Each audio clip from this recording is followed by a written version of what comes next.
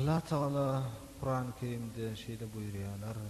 İzheb femen tabi'aka minhum fe inne cehenneme cezaukum cezaen mağfura واستفزز من استطعت منهم بصوتك وأجلب عليهم بخيلك ورجلك وشاركهم في الأموال والأولاد وعدهم وما يعدهم الشيطان إلا غرورا. Ey şeytan, barten git şu yerden, yok bol şu yerden.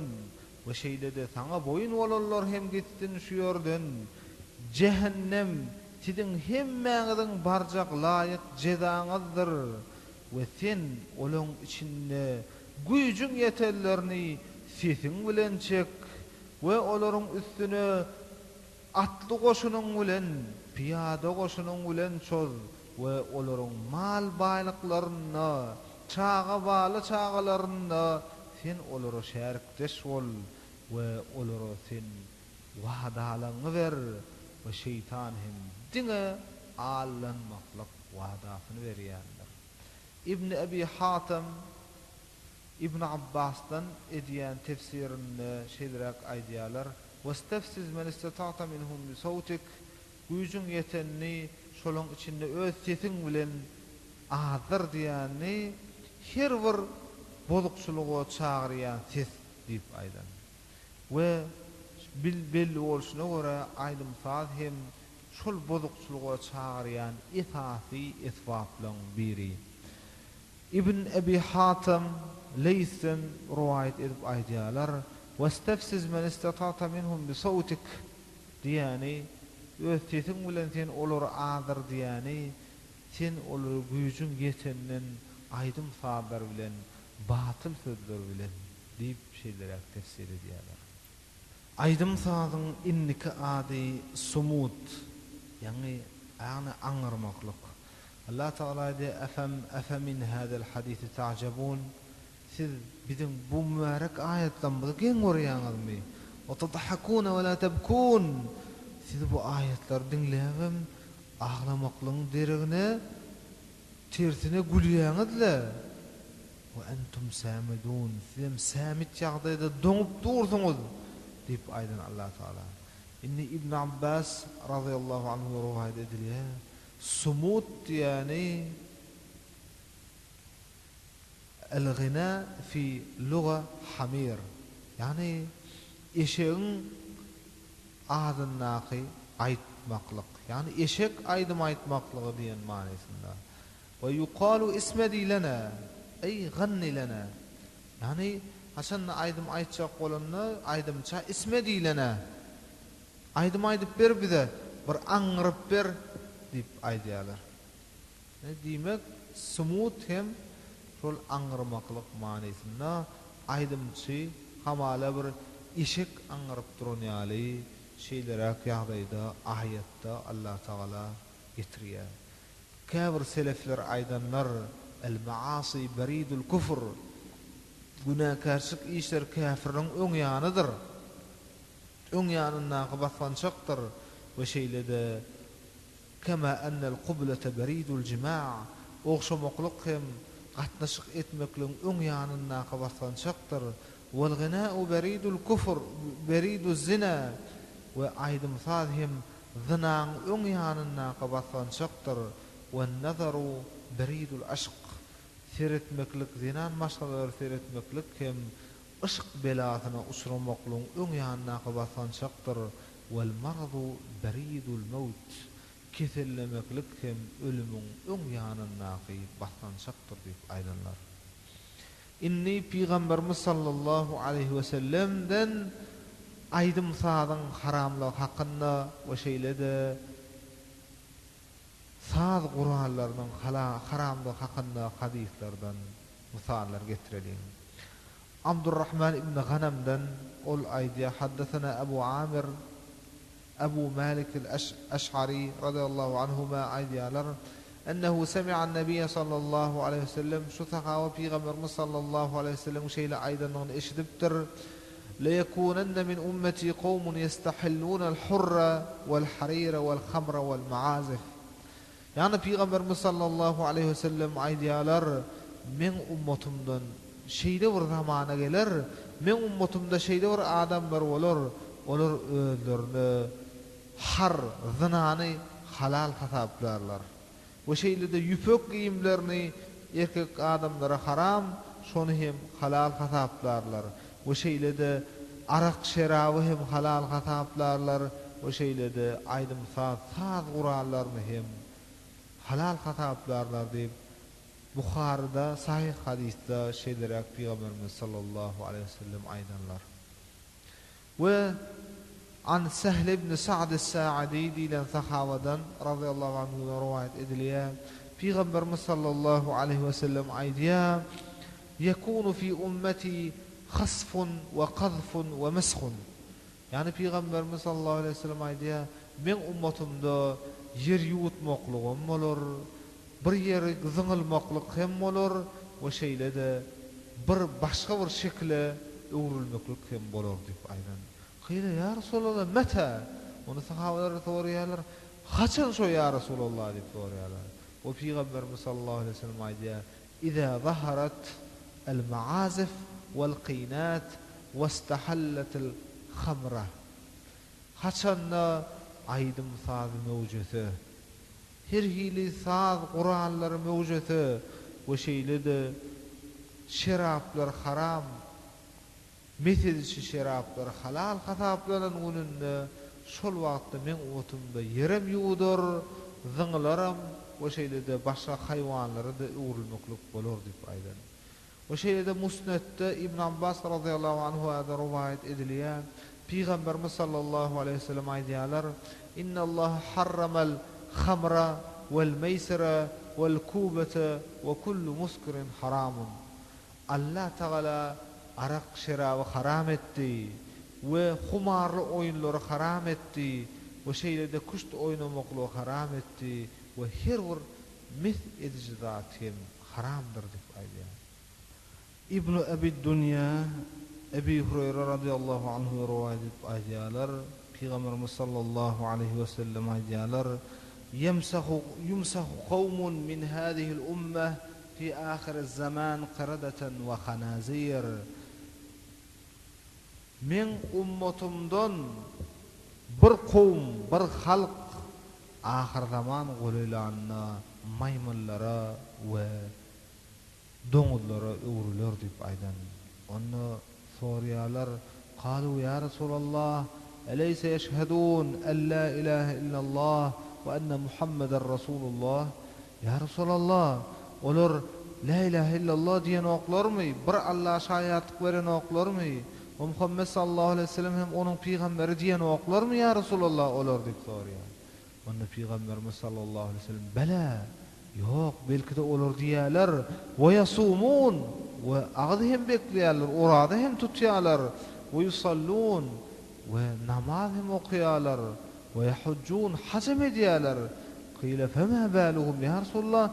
Beýle ýagdaýda bolsalar, näme üçin beýle bolýarlar ka olar? diýip sorýar sahabalar. Onda Peygamberimiz sallallahu aleyhi ve sellem: "İttahadul ma'azifa ve'd-dufufa ve'l-qinat fabatu ala şurbihim ve lahwihim faasbahu ve kad musihu qiradatan ve khanazir." Olar aýdym saadlary, dipleri we beýlek her hili ses çykarýan gurallary özleri üçin edindiler, şolary ulandylar, aýdym saad etdiler. Fabatu ala şurbihim ve lahwihim. Şeýdip aýdym saad edip bar giyjäni keypi sabada arak içip meýmet boluşup aýdym saad tan her hili haramlyk etdiler. Şeýdip hem daňatyryp daňa goloy uqa gitdiler. Fa asbahu wa qad musihu qiradatan wa khanazir. Ve şeýdip daňatanna olar uqudan oýunup teher wagtynda turup görseler özleriniň maymuna hem doňuza öwrülüp galanlyklaryny görýärler. Peygamberimiz sallallahu aleyhi ve sellem şeýle ummatyndan şeýle azgyn adamlaryň boljakdygyny, ýani öz ummatyny mesh diýilen hökümüň, ýani maymuna doňuza öwrülmeklik adam sıpatynyň maymanyň sıpatyna, doňuzyň sıpatyna şekline geçşekdigini şeýle haram iş etmeklik sebäpli bolýanyny, itaatynam şolar aýdym saat edýän adamlar, köp araq içýän alqaş adamlar diýip Peygamberimiz sallallahu aleyhi ve sellemin mübarek hadislerinde şeýleräk ýagdaýda bellenilýär. Seredin halymyz, ýagdaýymyz edil şu adyň özünde maymuna doňuzy öwürläýmeli ýagdaýa gelip galypdyr. Nirani alyp gör, aýdym saz, keyp sapa, arakmy, şerapmy, neme diýsen haýdy haramlyň adyn tutup bilseň tapylýan ýagdaýda halymyz. Şoň üçin inni biz öz ýagdaýymyzyň maymuna doňuza öwürüljekdigini garaşyp oturaýmakdan başga çäremiz galmandyr. Inni şeýleräk bir sözde riwayet edilýär. İbn Salim ibn al-Ja'd diýilen adam riwayet edip aýdýar: "La ya'tiyanna 'alan-nasi zamanun yejtemi'una fihi 'ala babi rajul."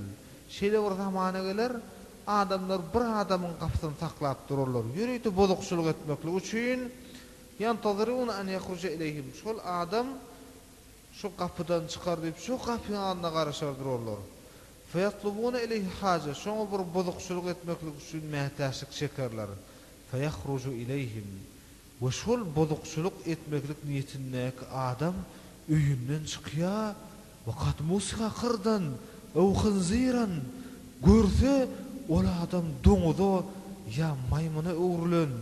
Wa la yamurranna ar-rajul 'ala ar-rajul fi hanutihi yabi'. Ve bir adamyň dukanynyň ýanyna dükanyna zat satyp oturan ýerine geçip barýaka görür. Feyerci aleyhi ve qad musika qırdan ew khinziran.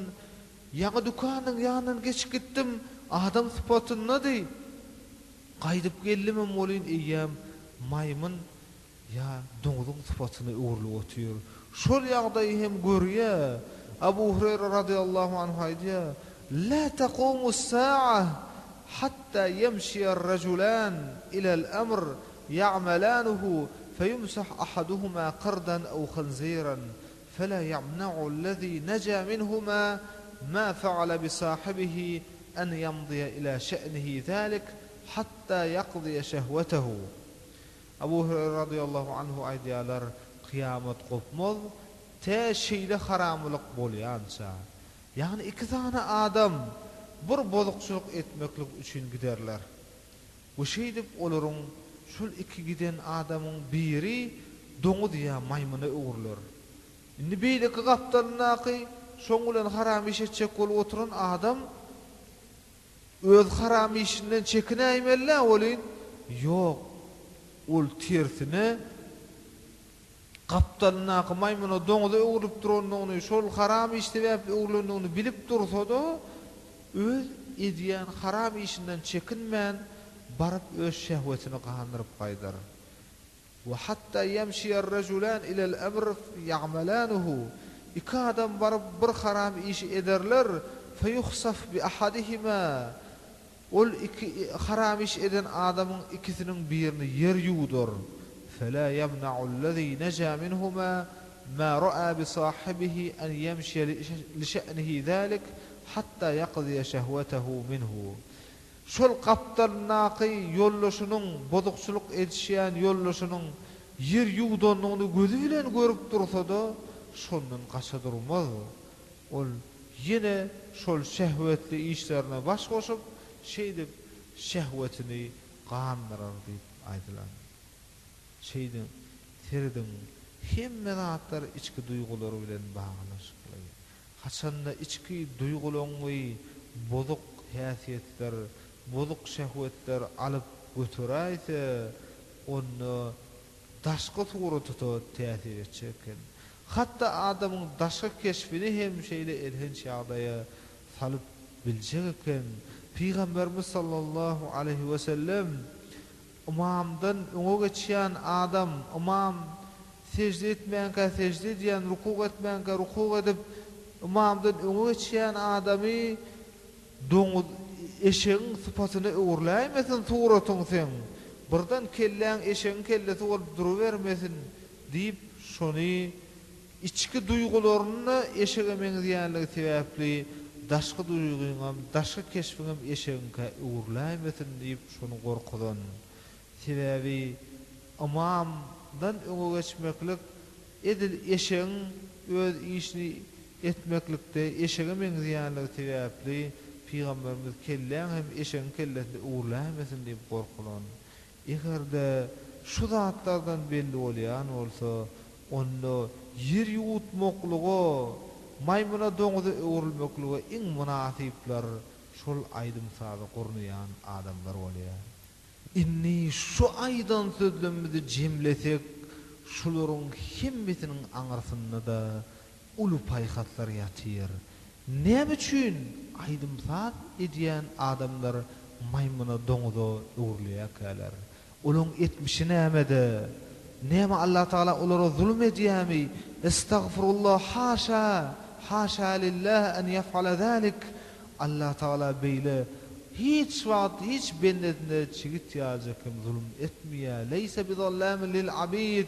Bendeler Allah Taala zulm edici däldir. Onda näme üçin beýle ýagdaýa düşýärler? Gelin inni olan hal ýagdaýyny birazjyk aklymyzy işledip ölçäp görelim. Serdin olar aýdymsat gurnaýarlar. Arak şerap içýärler.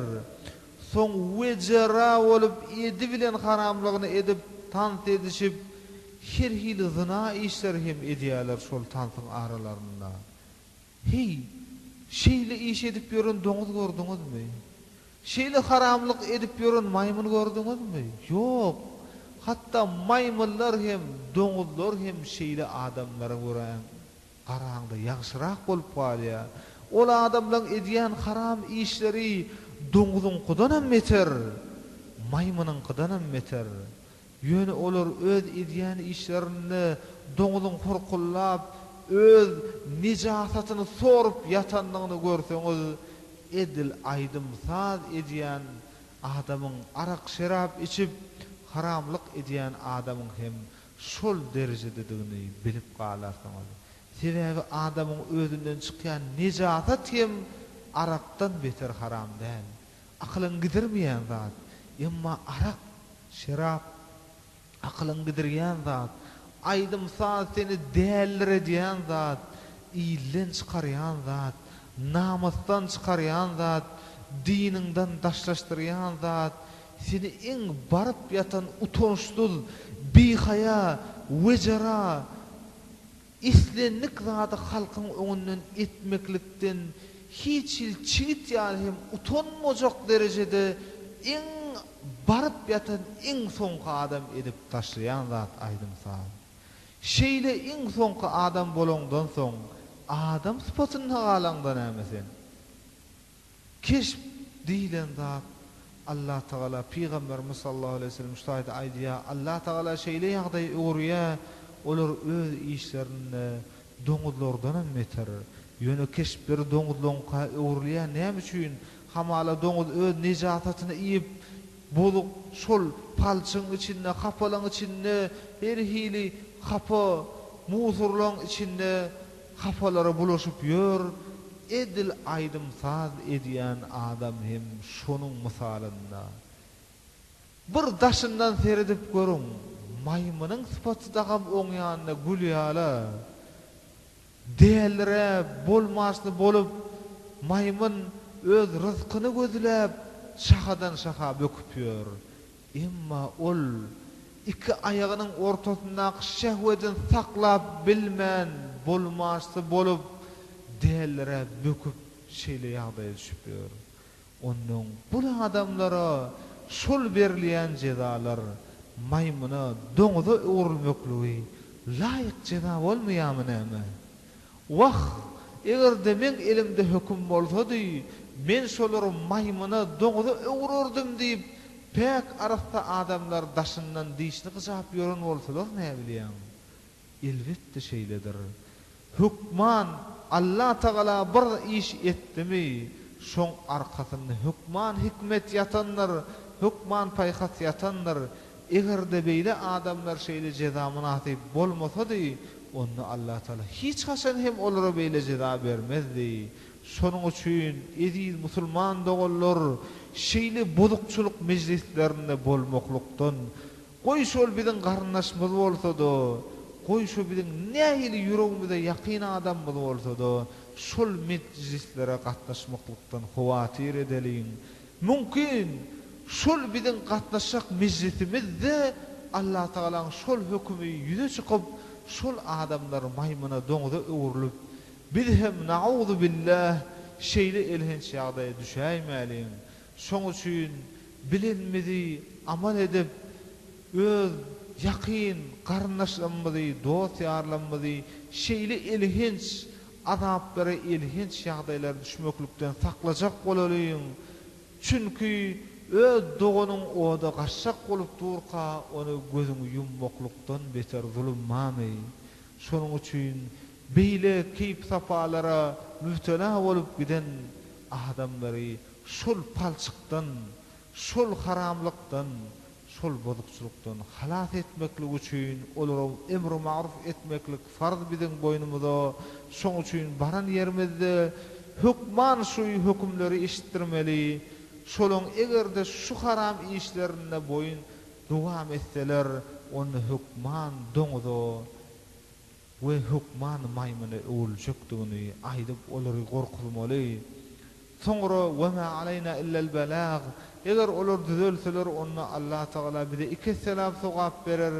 Düzelmeselerim diňe biziň üstümizde öz boynumuzdaky musulmanlyk borjumuzy yitirdigimiz bolýar ol. O taýda biziň yitirýän zadymyz ýok. Diňe biz Allah Taala'ň hükümlerini hukman insanlara yetiräýmeli. Allah Taala bizi musulman edip yaradan, biz Allah Taala musulmançylyk Allah boyun bolýan bennesi eden. Şoň üçin hem özümize bozukçuluk İslam'y zok dämi? Ahibbe lin-nasi ma tuhibbu li nefsike diýär Peygamberimiz sallallahu aleyhi ve sellem. Özüňe nämäni söýýän bolsaň, öz musulman doganyňa da şonu söý. Özüň pek arasda bolup İslam dininiň aňrabaş nygmatlarynyň peýdalanyp ýörseň, emma adamlar köpsi bozukçuluğa çümüp giderler. Dogduk oduny bir adymjyk galan olaň arasynda, emma olar fi gafletin mu'ridun, gaflatda ýüz soňup gelip ýörler. Ýöne şolary haýsy ýol bilen bolsa-da, nähili sözler bilen bolsa-da, firgown mulayim söz aýtmaklyga munasip bolan bolsa, olar firgowundan beter kafir dälikleri düşnükli zat. Mümkin olaň içinde bilmezlikden edip ýörelleri vardır. Mümkin olaň içinde öňden atawagysyndan gelýän däp diýip ýörelleri vardır. Mümkin olaň içinde bilenden soň çekiljekler vardır. Magtymul şahyryň aýdyşy Jahangir çinnan bilenne vardır diýip aýdýaly. Hiç wagt musulman adamyň aýdan sözi ýerde galjak gel. İzra jamilan fi mawdu'ihi ve fi gayri mawdu'ihi felen yadhi'al jamilu aynama zur'a. Hayır işi ek nirede bolsa-da şol hayır iş sana ziyan etmez. Nirede ekenin bilenim diýip Peygamber şol hikmetli sözde aýdylýan sözde uýmaklyk hukmanlar.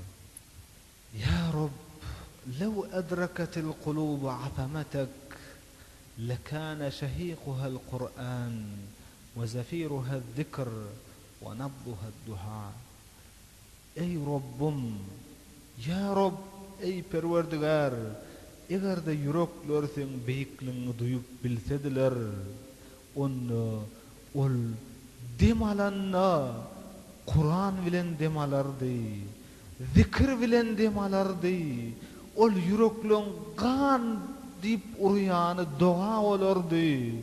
Eger desen beýikligiňi duýanna, olar şeýle beýik amallar bilen ýaşardylar. Inni ediz musulman dogallar Kur'an Kerimden, hadis şeriflerden mübarek ayetler, hadis şerifler aýdyldy. Ulamalaryň delilleri getirildi. Inni mundan arda başga delil getirerme täşlik ýok. Biz ondan näme üçin şol bozukçuluk aýdymsady biziň içimizde nädip halala öwrülüp gallyka? Gelin şunun asıl manysyna düşünjek bolalım. Elbette biziň içimizde ýürekde ulanyp ýörülen nakyllar bar. Mysal üçin şolun içinden getirsek saz bilen töhbeti yaman diýmäňler adam ata dünýä gelen nevadır diýip gaýby şahyryň aýdýan şygyryna şol delili biz tutunup diýmek aýdym saz Adam aleyhissalamdan bäri bar. Ol egerde haram iş bolsady, onu Allah Taala onu yerin ýüzünden sıyırıp süpürüp taşlardy. Halal bolan soň dowam edýänler diýip şeýlerek düşünje de gezip ýörün adamlarym bolmaklygy mümkin. Elbette bu adamlar ilmsizligi sebäpli bolmaklygy hem mümkin. Ya şol edip öwrenip giden aýdym sazyndan aýrylyp bilmeýänligi sebäpli bolmaklygy mümkin. Nähil bolan ýagdaýda da bu adamy Allah Taalaň hak ýoluny salmaklygyny Allah Taala'dan diläliň we şonuň şu uyup ýörün naklynyň has dogrurak düşünürşüni şeýlerek aýdalyň. Birinjiden musulman adam dinni bir amal etjek bolsa hükman delili Kur'an ya hadis bolmaly. Bir zady halal etjek bolsa, bir zady haram etjek bolsa, diňe Kur'anyň üstülen hem hadisiň üstülen edip bolýar. Emma ýöne bir şahyryň aýdan sözi bilen ony amala aşyryp bolanok. Goý aşyryp bolýar diýýämiz dedi. Şu şahyryň aýdan şygyry dürüst diýýämiz dedi. Onun manysyna biz nädir düşünüp ýörüz. Onun hakyky manysyna şeýlerek düşünmeli. Saz bilen töhbet diýilýän zady bir ýere getirip bolýan zat däl ol. Saz diýäni ol ýürüdi Kur'anlar bilen çalynýan zat. Töhbet diýilýän zat öz başlyk edilýän gurrun. Bu aýdym saz diýiligi däl. Munyň asyl manysy saz bolan töhbete ýaman diýmäňler diýip aýdan berdi. Bu şygyrda saz bilen töhbet. Ýagny saz bolan töhbet. Saz bolan töhbet ýani sazlaşyp gelýän töhbet. O da biziň pek şeriatymyzdaky el-emru bil ma'ruf we nehy anil munkar, hayır zada ünlemeklik, şer zatdan hem gaýtarmaklyk, şoňa saz bolan töhbet diýilýär. Şoň üçin bu şahyr öz şugrunyna saz bolan töhbete ýaman diýmäňler. Ey adamlar, şeriat bir zada buyursa haram zatdan gaç diýse, hayır zada ýapyş diýse sen oňa ýaman nime? Ay men ýaşajak, arkaýyn lezzet çekjek, nähil istediňçe ýaşajak. Bu bir gowy zatlar däl. Hemme zada gaýtaryp barýar. Ýaşaýsa lezzet barmy, onda haram işler etmeseň diýme ey adam zat. Bu zatlaryň haçandan bäri gelýär bide? Adam ata dünýä gelinni var. Hayır işi ünnäp, şer işten gaýtaryp Adam aleyhissalamy Allah Taala buyurýar ony. Sen öz zurriýatlaryňy haýra ünne, şerden hem gaýtar diýip aýdan. Şoň üçin sazlaşyp gelýän töhbet, jaýwa jaý gelýän töhbet diýen manysyna düşünmekligimiz zerur.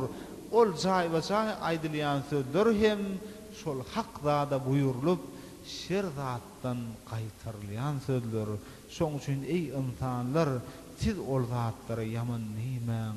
O zatlar Adam aleyhissalamdan bäri gelýän zatlar diýmek, biz şu goşgyň manysyna düşünäýsek, onu biz hak ýola düşýekdigimiz şek şübhesiz. Emma biz onu öz şehwetlerimiz, şehwetli pikirlerimiz, öz nefsimize uyup onu aýdym sada ýönkäk goýurypdyr. Allah Taala bizim bu ýalgyşlyklarymyzy özü geçip bizi adaşan ýolumuzdan dogry ýola getirip hak ýola hidayata salmaklygyny diläliň. Bu şeýlede halkyň içinde şeýlere aýdylyp ýorgunly sözler bar. Ýani eger ýurda döwlet geler bolsa, bagşy bilen ozon geler. yurtdan döwlet gider bolsa molla bilen tozan geler diye. Şu sözlere serediňe hiç şehwetini, nefsini öňe salyp özüň hem şoň izine boynuňa zynjyr dakyp izine entäýmesen bu sözden manisini boyun alyp boljakdy manimi. Bu sözden manisine bir serediň ahyrin. Allah Taala bize bereketi berenni, belasından saklanny, şu gurulýan meçitlerde aýdylýan, Allah Taala'nın adyna aýdylýan beýik sözler sebäpli dämenämi?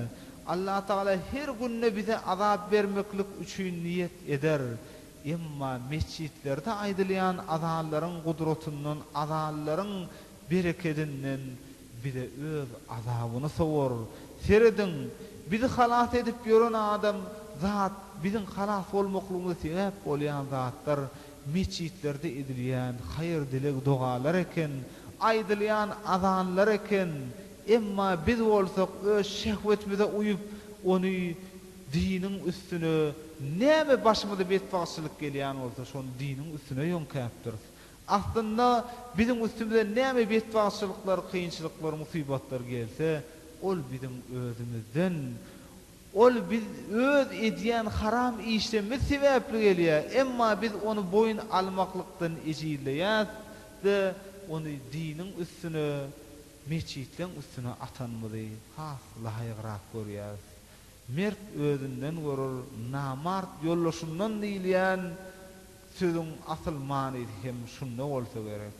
Şoň üçin her kim öz ýalňyşyny görse, tuba limen şa'ala aybuhu an uyubin nas, tuba cennetdäki büyük agaç bolsun, tuba agaçy bolsun şeýle bir adama öz aýyplar bolan meşgul bolup kişe edegmese. قال الفضيل علامة الشقاوة 5. Fudayl aýdýalar bitwatlyň alamaty 5'tir. Qillatul haya ve qaswatul qalb ve jumu'dul ayn ve ragbatu fid dunya ve tulul amal. Bitwatlyň 5 tane alamaty var. Şoň birinjisi qillatul haya, utanç hayaň az bolmaklygy. Utanç hayany azal diýen zatlardan daşa dursak inşallah bize utanç haya täzeden geler we utanç hayaly adamda hem imanyň bir şahatynyň bolýugy el-ibanu şu'batun min el-haya'u şu'batun min el-iman ya Peygamberimiz sallallahu aleyhi ve sellem haya utanç haya imanyň bir şahatydyr diýip aýdýar. Egerde şu şaha bizde bolaysa onu haram işlere hiç wagt hem biz ilgat bilmezdik, utanardyk, haya ederdik, her ýyl haram işler edip, halkyň orta arasynda şeýle bozukçylyk edip, ara gaçyp, zina edip, aýdym saat edip, bihayalyk edip ýörmezdik. Ve qaswatul qalb, ve yüreklerimiz gaty bolmadyk bolsady, onda biz şeýle haram işleri edip bilmezdik. İkincisi hem yürek gatylygy. Diýmek, yürekleri yumşadýan zada ýapyşmaly biz. Onu näme her bir zat posýandyr we şol pozy hem aýyrýan zat bardyr. O yürekler hem posýa, şonu posyny aýyrýan zat hem Kur'andyr. Şoň üçin biz şeytanyň Kur'anyny goýup, aýdym sazy goýup, Allah Taala'nın Kur'anyna ýapyşsak, yüreklerimiziň gatysy yumşap başlar. Yüreklerimiz yumşatada, sonra göz ýaşlarymyz erep başlar. Üçüncü betwatlyň alamaty we jumudul ayn, gözüň doňmaklygy. Hiç wagt göz ýaş çykyp görmedi bizden. Hey Allah üçin ýekejegedek eden günah işlemimizi ýatlap ağladykmy? Gizlilikde seher çağında ağladykmy biz? Magtumul şahir aýdýar. Nun bir belhany ýok eýler, seher turup ýaş dökmek diýip aýdýar. Seredin, nun günämiz ýotur, seher turup ýaş dökülsek Allah Taala üçin. Emma gözlerimiz doňup galdy, daşdan hem beter doňdy. Onu hiç eretmekliň aladatny hem etmänýär. والرغبة في الدنيا وبالدنيا قذغب bar pikirimiz dünya toplamokluk mal baylyk toplap şoňa gowanmoklukdan başga zadymyz galmandyr. Wa tulul amel we uzak arzular. Ine şu zatlar kimde ba bolsa şol özüni hakyky betwagt adam hasaplaysyň. Egerde kimde haya ýok bolsa, ýüregi hem gaty bolsa, göz ýaş döküp bilmeýän bolsa, dünya gyzygyp gidip barýan bolsa, uzak arzular onu bürep alyp girdawyna salyp gidip barýan bolsa, şol adam hakyky betwagt adamdyr. Ýöne elhamdülillah Allah Taala towa gapsyny hemişe açyp goýan. Egerde janymyz bokurdagmyza gelmedik ýagdaýynda towa edäýsek, şonu Allah Taala hukman biziň dileglerimizi kabul etjek. Şonuň üçin pursat beren, towa etmekle pursat beren Allah Taala munkerem hamd senalary bolsun. Egerde kim şu haram işlerden towa etse, Allah Taala şoňa adam kärçigini gaýdyp berjek. Bu täzeden namaz arny eline aljak. Bu şeýlede halal baýlygyň eýesi boljak. Bu şeýlede dünýäde näme haýyr, ahiretde näme haýyrlar bolsa şoňa beriljek. Bu şeýlede ýaşaýşy, rahat ýaşaýyş, rahat bedenli, kuwatly kalpli we giň gursakly adam boljak. Bu şeýlede adamlaryň howfundan, bozukluň fäzirliň howfundan halas boljak. Gaýygam ınjylardan hem halas boljak. Bu şeýlede ýüregi nurlanjak, kalby nurlanjak we şeýlede her hili kynçylykdan çykalga taparýaly Allah Taala oňa sabırlyk berjek we hemişe rızkyny yeňil ýol bilen pikir etmeýän ýerinden Allah Taala esilip durjak we hemme kynçylygyny, bozukçylygyny, haram işlerden gelýän kynçylyklaryň hemmetini aýyrjak. Tiridin towa edýän adama Allah Taala nähili beýiklik, nähili beýik mertebe eşirýär. Dünýäň har delil dünýäden onuň dünýäň guly bolmaklykdan ahiretiň benneti bolmaklygy çağırýar. Bu şeýdip ol ahirete aşyk bolýar. Bu şeýdip bar arzuwy şu dünýäde pek ýaşap ahiretde de bagtly insanlardan bolmaklyk iman tüýçülügini datyp başlaýar. Egerde kim iman tüýçülügini datdy, onu bu dünýäň nygmatlarynyň, bu dünýäň fani nygmatlarynyň düýp göterip kesiler. Bu dünýäň haram keyplerine hiç gyzykmadan adam egerde imanyň birje pursatlyk tüýçüsini datyp bilýär. Bu şeýdip bu günälerden daşlaşan adamyň daşyndan günä işlerini ýazyp duran pirişleri hem şatlanjak. Elhamdülillah, indi biz bu benden dogduga düşmekligine sebäp bolmaýas biz. Indi biz oň diňe sogap işlerini ýazar diýip şeýle bir begenerler seniň günä işlerini ýazyp oturan pirişler seniň şol günä işlerden ilmi, sowudanyny bilip gaty çenden aşa şatlanarlar. Ve hemişe sana dua ederler. Ya Rab, şu benden rahmet, şu benden eden günahlarından tövbe etti. Ve şonun aklın täzeden qaytarıp ber, täze düşünje ber, ona iman ver. Ve şeýlede Allah Taalaň mahabbetini sen bu benden netibeyle dip Allah Taala'dan şol benden söýmekligini dilerler ve onun tövbesi bilen aňyrbaş derejede şatlanarlar. Bu şeýdip ol adamda hiç hili gaýygam kalmaz. Ahir soňunda da bu dünýäden aryk edip jan tapsyranna pirişler oňa uly boşluklar bilen duşarlar, jinnet bilen boşlarlar. Bu hiç hili howp hatar ýok, hiç hili azap ýok. Saňa gabarda da rahatlyk bar. Dünýäň türmesinden çykdyň sen, ahiretiň cennetin bakçalarına geldin sen. Şeýdip ol kıyamata çelli cennetin bakçalarının içinde gavrna, cennet bakçalarının içinde hal bolup ýaşajak. Haçanna adamlar kıyamet gününde jokrama ıssyn aşağına gün depeňe deşip barýan ýaly ıssyda ol rahat boljak, arşyň köleginde kölegelenjek. Haçanna adamlar Allah Taala'nın huzuruna barıp her kim öz sogap günäsine gowşanda ol hasap depterçesini sagynyň üstü bilen aljak.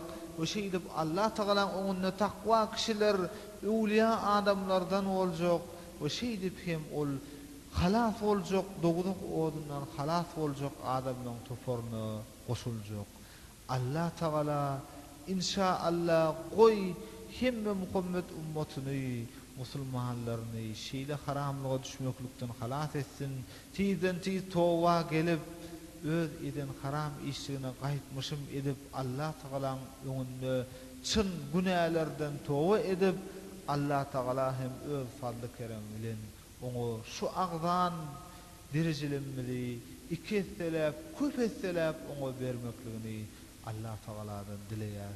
Ya Rob, Subhanaka ya Rob, kema yenbaghi li celali wejhik ve azim sultanik.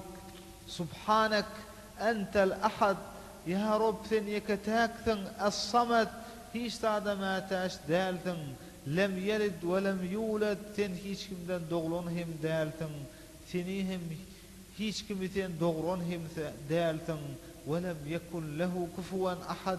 Sana hiç bir barabardaş Hudaý hem ýokdur. Ve min kulli şeyin halaqna zawjayn la'allakum tadhakkarun. Fafirru ila Allah. Inni lekum minhu nadhirun mubin. Her bir zat biz iki jüt edip yarattık. Siz käşke ýatlardyňyz diýip biz şeýitdik. Öz Robbuňyza gaçyň siz. Günä işiňi taşlap, şeytany taşlap, nefsiňizi taşlap öz Robbuňyza tarap gaçyň. Men size Allah Taala tarapyndan äşgär doguluk oduny huwatir edýän peýgamber diýip Muhammed sallallahu aleyhi ve sellem adyndan Allah Taala aýdýar we Ibn Kesir rahimehullah aýdýar we min her bir zatdan jüt yaratdyk diýäni hemme mahluklar jüt yaradylan. Asman, yer, gije gündüz, ay, gün, deniz, der, guri yer ve deniz, ýagtylyk we garaňkylyk, iman we käfirçilik, ölüm we ýaşaýyş, bitwagtlyk we bagtlylyk, cennet we dogduk.